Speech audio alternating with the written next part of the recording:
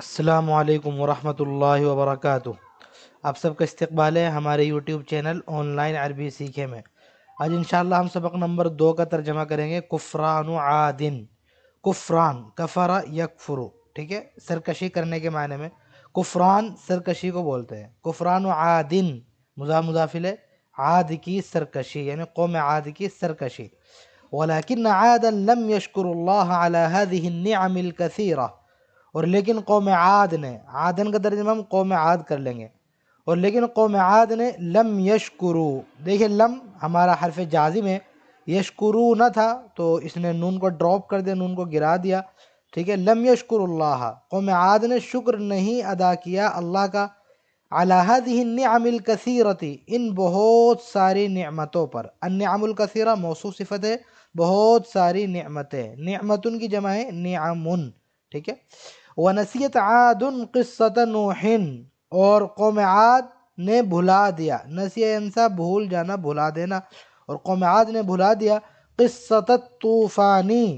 طوفان کا وہ قصہ، ٹھیک ہے۔ دیکھیے التی آ رہا ہے بعد میں تو ہم قصہ کا ترجمہ کر لیں گے وہ قصہ، کہ طوفان کا وہ قصہ، التی سمعوہا، کہ جس قصے کو انہوں نے سنا تھا، من آبائہم اپنے آبا و اجداد سے، اب ان کی جمع ہے آبا، اپنے آبا و اجداد سے جو قصہ انہوں نے سنا تھا وہ انہوں نے بھلا دیا۔ ورعو، اور انہوں نے جو دیکھے تھے، آثارہ، اس کے آثار، اثر جمع آثار نشانات کو بولتے ہیں، جو اس کے نشانات دیکھے تھے، فی الارضی زمین میں، وہ بھی انہوں نے کیا کر دیے، بھلا دیے۔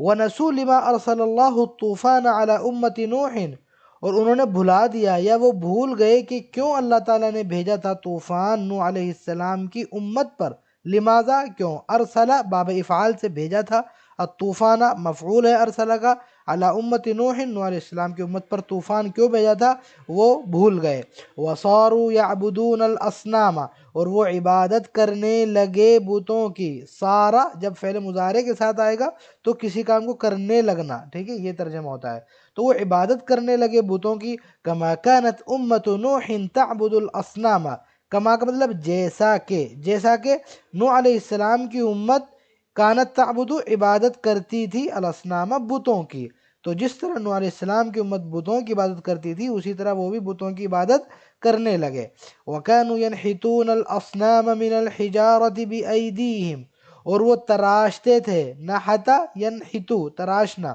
یہ آ چکا ہے کئی بار، اور وہ تراشتے تھے بت، من الحجارتی پتھروں سے، پتھر سے تراشتے تھے، بِأَيْدِيهِمْ اپنے ہاتھوں کے ذریعے، ایدی جمع ہے کس کی، یدن کی جمع ایدی آتی ہے، یدن ہاتھ، ایدی جمع ہے، بِأَيْدِيهِمْ اپنے ہاتھوں سے تراشتے تھے، ثم یسجدون لہا، پھر وہ ان کو سجدہ کرتے تھے۔ دیکھیے سجدہ جب بھی آئے گا لام کے ساتھ آئے گا، جس کو سجدہ کریں گے اس پر لام داخل کریں گے، اللہ کو سجدہ کرنا ہے تو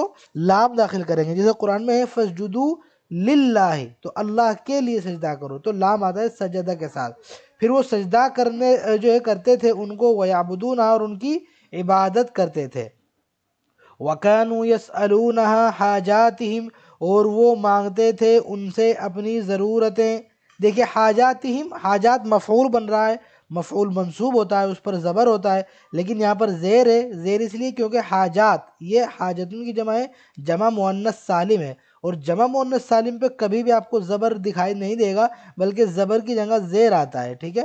تو وہ ان سے مانگتے تھے اپنی ضرورتیں، حاجتن جمع حاجات بولتے ہیں ضرورتوں کو، وَيَدْعُونَهَا، اور ان سے دعائیں کرتے تھے، وَيَذْبَحُونَ لَهَا، اور ان کے لیے ہی کیا کرتے تھے، ذبح کرتے تھے۔ وَكَانُوا عَلَى أَثَرِ أُمَّةِ نُوحٍ، اور وہ بھی نوح علیہ السلام کی امت کے نقش قدم پر ہو گئے یا تھے۔ دیکھیے اثر ان کی جمع آثار نقش قدم کو بھی بولتے ہیں، تو یہاں پر اثر کا جو میں ترجمہ کر رہا ہوں وہ نقش قدم والا کر رہا ہوں، ٹھیک ہے، اور وہ نوح علیہ السلام کی امت کے نقش قدم پر تھے۔ وَكَانَتْ عُقُولُهُمْ لَا تَمْنَعُهُمْ مِنْ عِبَادَةِ الْأَصْنَامِ، اور ان کی عقلیں، عقل جمع عقول، عقلیں، منع یمنع روکنا، اور ان کی عقلیں ان کو نہیں روکتی تھیں، من عبادت الاصنام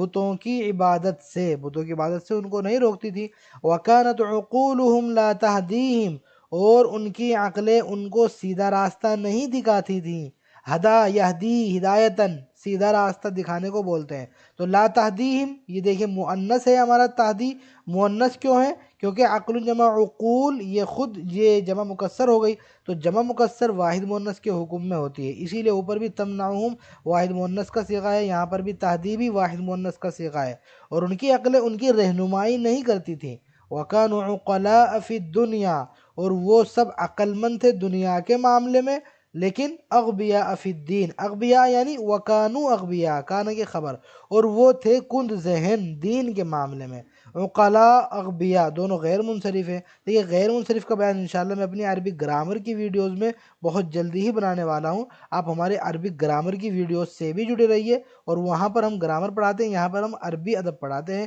جو گرامر کے جو رولز ہوتے ہیں وہ یہاں پر ہم اپلائی کر کے دکھاتے ہیں۔ تو دیکھیں عقلاء یہ غیر منصرف ہے، انشاءاللہ ہم بہت جلدی پڑھیں گے، تو وہ عقل مند تھے دنیا کے معاملے میں، لیکن اغبیاء کن ذہن تھے، فی الدین